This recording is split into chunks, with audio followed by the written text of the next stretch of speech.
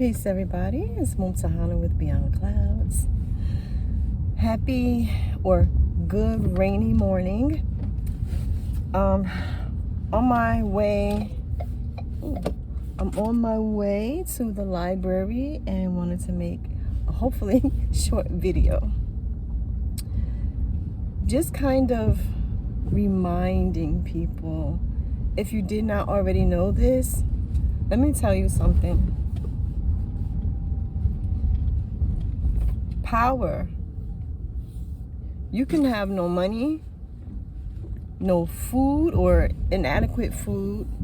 You cannot have your own home to live in and can still have so much power that people who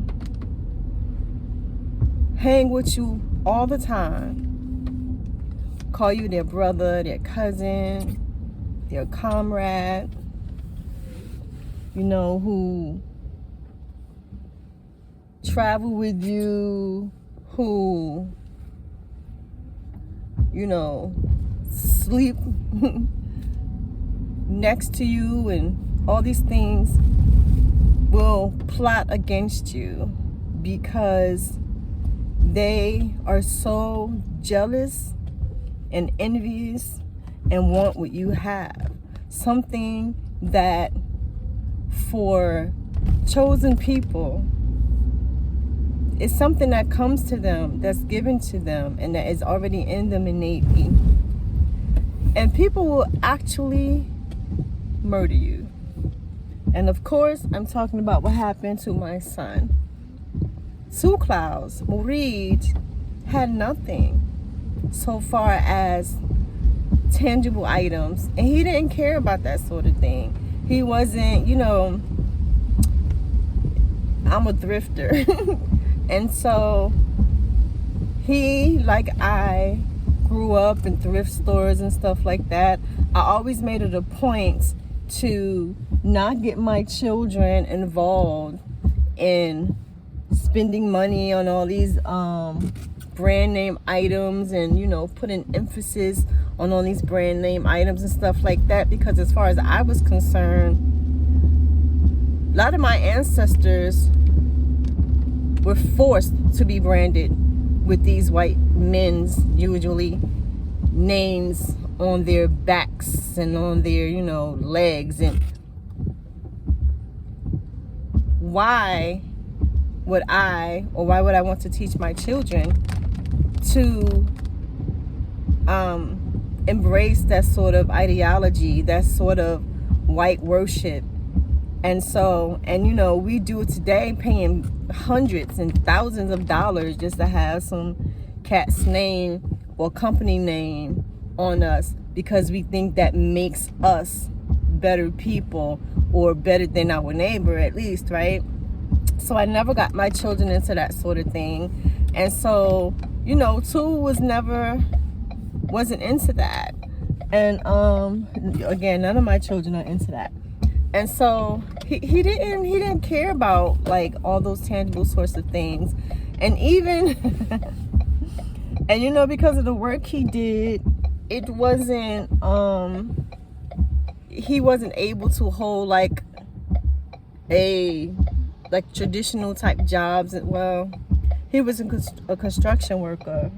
He did construction and landscaping and stuff like that. But so he didn't do 9 to 5s or like 9 to 5s, and neither do I. I don't rock like that either. But because he needed his flexibility. And so in being an artist and being a thinker and being an outdoorsman and stuff like that, he did work where he made money, but it was to survive. And so he didn't have an abundance of things, is my point. So that wasn't a thing. The car he had, the van he had was torched about a year or so before he was murdered. He had another car after that, which he was in a car accident and it got totaled. So then he got his Outback, his Outback, which he loved, and that conked out. The car he had at the time of, you know, his death was given to him, and it's a 1997. Of course, I still have it. It's a 1997 Geo Prism. Somebody gave it to him, and so he didn't have, again, an abundance of anything. He didn't have things that were expensive and that people would want to take or steal and stuff like that, or that you would think people wouldn't want to take or steal. Of course, the chick broke into his one of his cars, the other car. He still had it, but it wasn't drivable. And you know, rummaged through his things and stuff like that. But what is my point? You don't have to actually have anything tangible to have power, to have influence, to have prestige. That's what Two Clouds had. None of the others had it. The people that he unfortunately allowed to be in his space. And so they murdered him for it. And I know this might sound crazy. Like, we hear about conspiracies with the police and things like that. You know, we read about it with the Grace, with the Malcolms, and, you know, the Marcuses and the Asadas, you know, the Kathleen's. And it's like, we know it's real, we know it happened, but it happened to them. Like, they are these big things. Yeah, it happened to them because it's Malcolm, you know what I mean? But remember, Malcolm was just Malcolm to his family, to his friends who knew him before he, you know, got the notoriety and things of that nature. He was just him when he's around his people, like his circle. And I say that to say this. And of course, I'm going to put it up on the blog. It's almost done. I just had to put it down for a minute because I'm dealing with some other things pertaining to getting these red, gray-eyed demons put in prison for the rest of their lives and their cohorts. But I say that to say,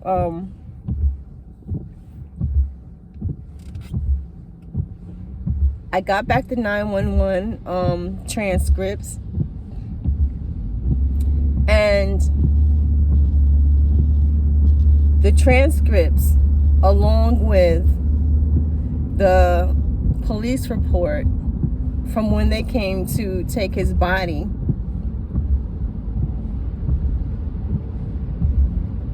shows and proves that the police never intended to do an investigation of my son, or the death of my son. It's right there in black and white. They never intended to do an investigation. The police report says that a call came in from two individuals who just happened to be on the land. There was no such call, according to the transcripts.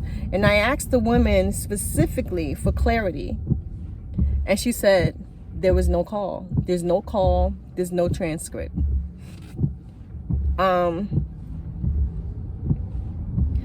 Again, there are cameras all over there. The police didn't ask to look at the cameras. The chief didn't ask to look at the cameras. And of course, as we now know, he actually has a rapport with the people at the Polo Club because he got paid off. Two Clouds was up there for 2 entire years fighting for the Ramapo people. He got the land secure for them because, as I've said many other times in other videos and in, you know, writings, their chief was holding on to that land by the skin of his teeth. They were about to rip that land from them, and they weren't going to be able to go there at all, right? Two Clouds came in a matter of a couple of months or so.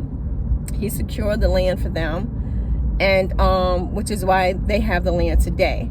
And then he stayed up there and fought for 2 years, through 2 winters, rigid, freezing winters, being hungry, being, you know, shot at, being threatened, being all these sorts of things that were going on, you know, sleeping out there with the bears and the coyotes and stuff like that. For 2 years, Two Clouds fought. And I know you'll read and it says like the Ramapo. It wasn't the Ramapo. It was Two Clouds. It was Ganaguio. Ganaguio was out there with him nonstop. And of course, again, you had some people who will come and stay, you know, for maybe a week, if that, or, you know, come and go, stuff like that.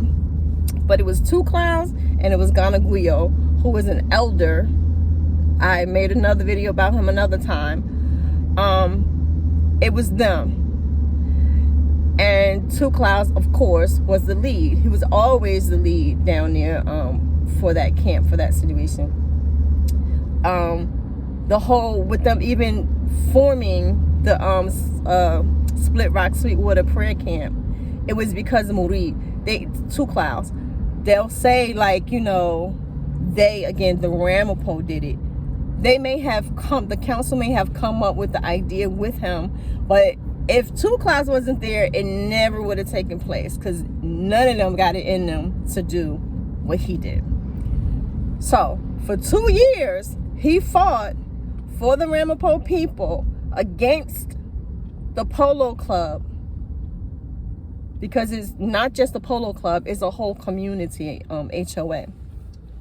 He fought against them so that the Ramapo, because they were saying, oh, y'all can only have this many people there at a time, and y'all can only be there for this, and you can't erect this, and you can't do that, and you can't do. And Two was the one who stood there, boosted the ground, dug in his heels, and was like, nah, we're not doing that. You're not going to tell us what we can do. We have our religion, we have our land, our spaces, our ceremonies, and we are going to perform them, and we are going to invite guests, and we are going to do what we want to do, because it is ours. It is our rights, and that is what it is. And then the chief goes for some money and revamps all of that. So now the entrances that were there are closed off. It's right, I done gave y'all the link to look at the documents yourself. The only thing that is redacted is how much money he got. Everything else is open. So all that has been reversed. The entrances are closed. They can only have X amount of, you know, guests, and it has to be done like this, and it has to be done like that. And it is like, what was the point for Two fighting tooth and nail for all that time? And as I'm sure I've said in another video, Two Clouds was livid. He was livid. He felt betrayed. He was thoroughly angry and just outright pissed off because the chief made him leave the land. It wasn't the white folks who did it. It was the chief. And I know this for a fact because he's my son. And of course, we talked about all sorts of things intimately and in depth. And also, I'm the one who had to drive down to come and get his things. So this is a fact. So the chief has a rapport, okay, with the Polo Club. He could have easily said, listen, one of my members was found over on the water dead. He said himself in the false document, or how could I say, the lying document that he sent to the medical examiner the day after Two Clouds was pulled from the water. He said that the dude, Strong Walker is his name, that the dude who came up there on the lands causing trouble, he was always causing trouble with, you know, different groups saying that they're not really Indian or whatever, not really native. He told them that he actually had put out a had actually filed a criminal complaint against him, because he had just been up there like maybe a couple of weeks before, threatening the Ramapo and stuff like that. And so you mean to tell me, and again, there's a documented affidavit on file from when they used to shoot at my son up there and everything, and he used to get threats and just all the things that happened. So the chief could have easily have gone to the polo club and said, hey, Two Clouds, because everybody know Two Clouds, they definitely know Two Clouds. Two Clouds was found dead. This guy was just up here a couple of weeks ago. Can we get your video footage? We just want to see, just let the police see if anybody came up here. You know, none of that was done. None of that has been done. As I've said many, many times before, the chief nor the council even speak my son's name. He's not even mentioned anywhere on their websites. There wasn't an RIP. There wasn't a thank you to a great warrior. There was like nothing, none of the jargon or any of that kind of thing. There was no mention of Two Clouds, and there's never any mention of Two Clouds. It's just like, hey, we're Ramapo strong. Hey, we got all this land back, man. Yeah. All that is because of Two Clouds. And if y'all ain't careful, it's going to be sold away. But none of that was done. The chief didn't ask for an investigation. The council didn't ask for an investigation. The chief didn't ask for camera footage. The council didn't ask for camera footage, nor did the police. Like nothing was done.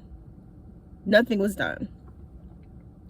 And so then to see that in their report, they say, and it will be on the website, on the blog, they say that they looked around the area days after this body has obviously been sitting there. They looked around the area to see if there was like, you know, if there were like any culprits or anybody who may have issued foul play, and they saw nothing. Where'd you look? Did you pick up the blades of grass? Like, what did you do? Did you look behind the trees, Marco Polo style? Like what?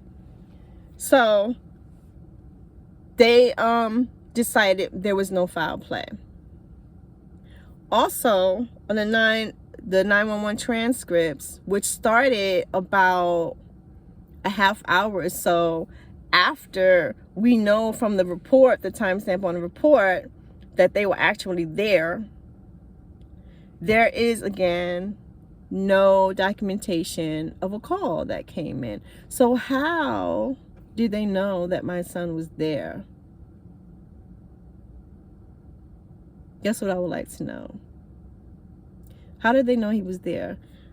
I done showed y'all the video footage from the person who sent me the video who was down there. You see the canoe flipped, which again, I also put up video of me talking to the company, the representative of the company, who said that boat won't flip. I already knew this because I had already spoken with a canoeist who said that just don't happen.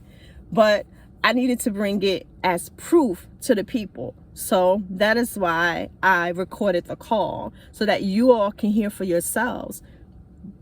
It wouldn't have flipped over. 16-foot canoe on water that is low. It may look like it's deep, but it's not. Too used to like walk through that water. It's not.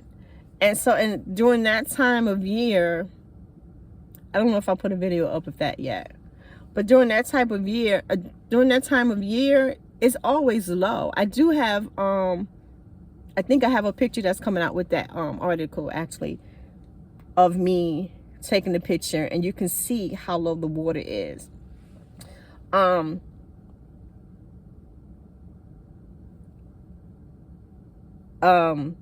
Yeah, so the canoe would not have flipped over at all, even on, you know, whitewater rapids, crashing waves smacking into it, it hitting on, you know, boulders and having logs and stuff underneath it in the water.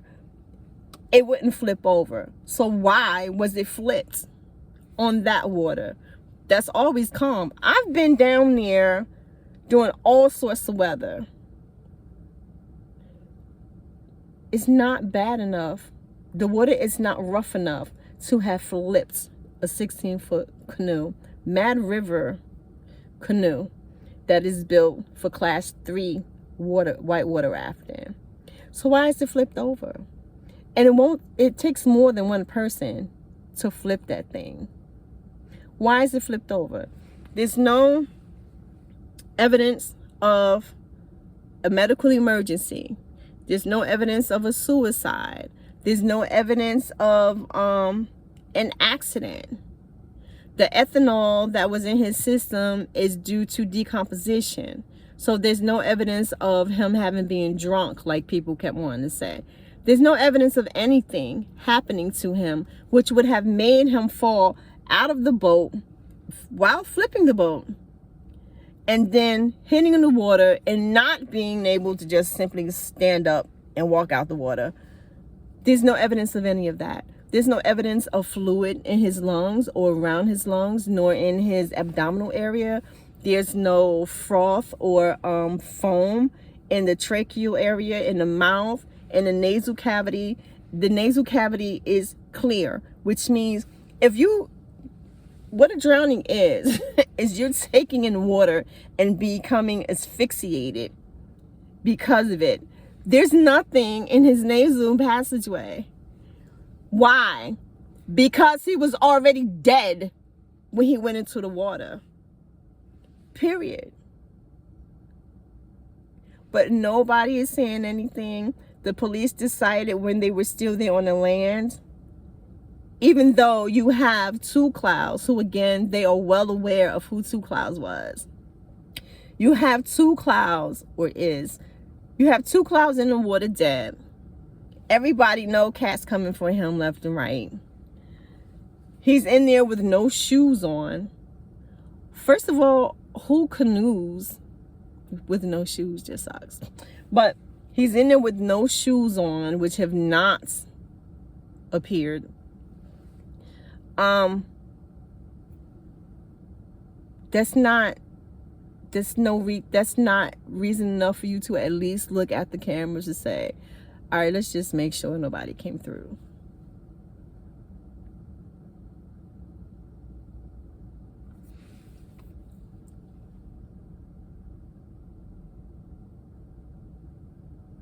This is not going away. Y'all need to understand that. And by y'all, you know who I'm talking to. You know who I'm talking to right now. This is not going to go away. You will not murder my son and keep it moving like your life is going to be good. It's not going to happen. It's not going to happen. Those of you who plotted against him, pretending to be his uncle, his cousin, his friend, those of you who executed it, those of you who conspired to keep it hush-hush, knowing this will not be going away. This is not going away. I know you believed that because you didn't love Two Clouds, that nobody loved Two Clouds. But you wrong as fuck about that one. He got it from me. Me.